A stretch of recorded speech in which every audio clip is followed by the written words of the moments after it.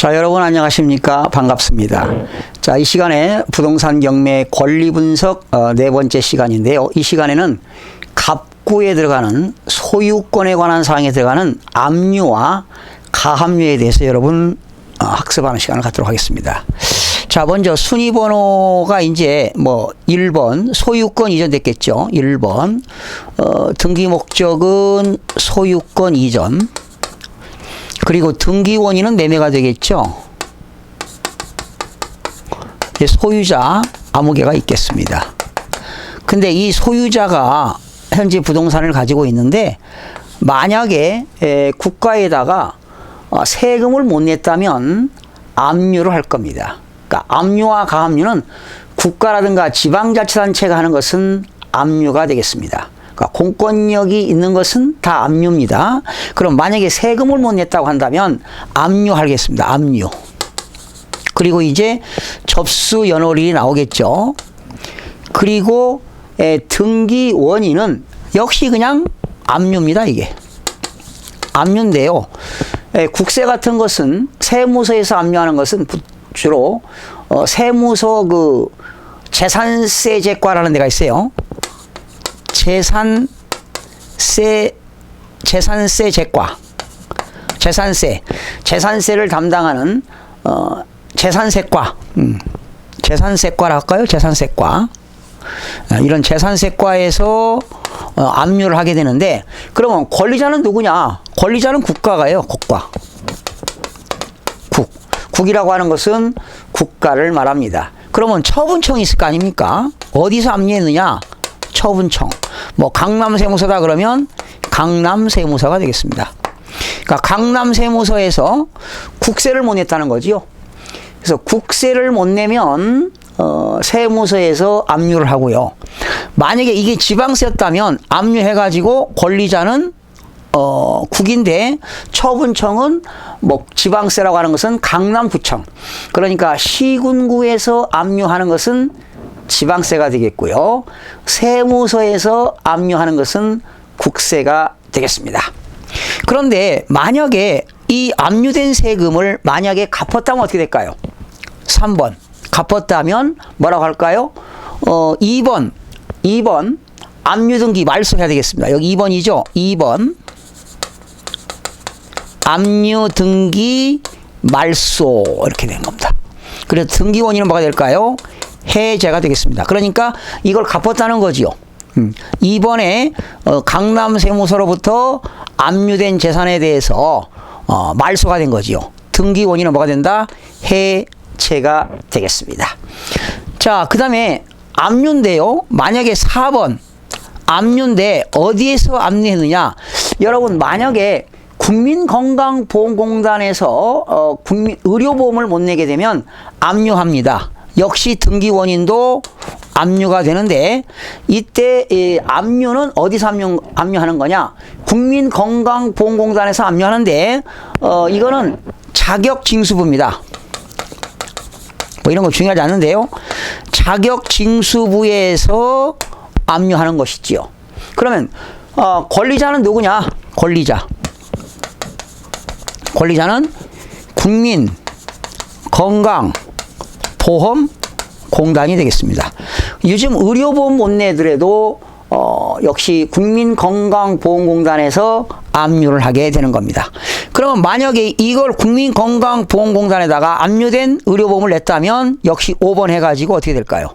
4번 압류등기 말소 또 해제가 돼가지고 이렇게 말소를 시키면 되고요. 자, 그 다음에 이제 국가 등이 하는 것은 다 뭐가 됩니까? 압류가 되겠고요. 만약에 일반 채권자, 신용카드라든가 개인 채권자가 하는 것은 뭐가 될까요? 가압류가 되겠습니다. 만약에 여기 7번이라고 합시다. 7번 등기 목적의 가압류입니다. 그러면 등기 원인은 뭐냐? 가압류 결정이죠. 그러면 여러분 이때 법원에다가 가압류를 신청할 때는 무슨 세금 냅니까? 등록면허세 내죠. 가압류를 신청할 때는 등록면허세를 내는데 채권 금액의 1000분의 2 금액에 대한 등록면허세를 냅니다. 또한 등록면허세 낼 때는 반드시 지방교육세 20%를 납부하게 되어 있죠. 그러면 등기 원인은 뭐냐? 당연히 가압류 결정이 되겠고요. 이때 가압류는 누가 하는 거냐? 채권자가 하는 거니까 여기 청구 금액이 나오겠습니다. 청구 금액이 나오고, 여기 누가 가압류한 거예요? 채권자가 가압류한 거죠. 채권자가 가압류한다는 것은, 어떤 가압류 가처분 하는 것은 채권자가 채권을 보존받기 위해서 일단 부동산에다가 가압류를 하게 되는 겁니다. 그래서 역시 가압류도 갑구에 들어가는 거지요. 압류. 압류라는 것은 국가 등이 하는 것이 압류가 되겠고요. 또 국가 지방자치단체, 이런 지방자치단체 조합, 또 공공기관, 국민건강보험공단에서도 보건복지부 산하기관이기 때문에 압류가 되겠습니다. 그러나 신용카드를 못 갖게 됐다면 신용카드 회사가 뭐 합니까? 가압류하는 겁니다. 그래서 이렇게 가압류를 했다가 법원으로부터 그 판결문에 의해서 경매 신청하는 것이 강제경매가 되겠죠. 만약에 이제 이 8번입니다. 만약에 이 은행에다가 신용카드 회사에다가 그 가압류, 신용카드 회사가 가압류를 했는데 내가 빌려온 돈을 갚았다 그러면 어떻게 될까요? 7번 가압류 말소가 되겠죠. 그죠? 가압류를 말소한다. 등기원인은 뭐가 될까요? 해제가 되겠습니다. 등기원인. 그러니까 압류라든가 가압류를 말소 등기하게 되면 등기원인은 뭐가 된다고요? 해제가 되겠습니다. 만약에 말소를 안 시키고 이렇게 가압류했다가 이 본압류 이행에 따라서 이 가압류권자가 일단 가압류해놓고 법원으로부터 본안 소송을 해가지고 법원으로부터 판결문을 받았습니다. 판결문을 받아가지고 그 판결문에 의해서 이 부동산을 경매 신청하는 것이 바로 뭐다? 강제경매 개시결정입니다. 그러면 여기다가 이 가압류권자가 강제경매를 했다면 강제경매 개시결정, 그리고 등기 원인도 강제경매 개시 결정하고 2016 타경 5124 이렇게 해서 등기부에 강제경매 개시 결정이 들어가는 겁니다. 자, 그러면 지금까지 압류, 가압류도 갑구에 들어갑니다. 압류, 가압류를 말소하는 등기원인은 해제가 되겠습니다. 가압류권자가 압류 이행으로 판결문에 의해서 경매를 신청하는 것이 강제경매 개시결정이 되겠는데요. 이러한 강제경매 개시결정 등기도 갑구에 들어간다. 여러분, 이 강자가 강할 강자죠. 강자, 강할 강자.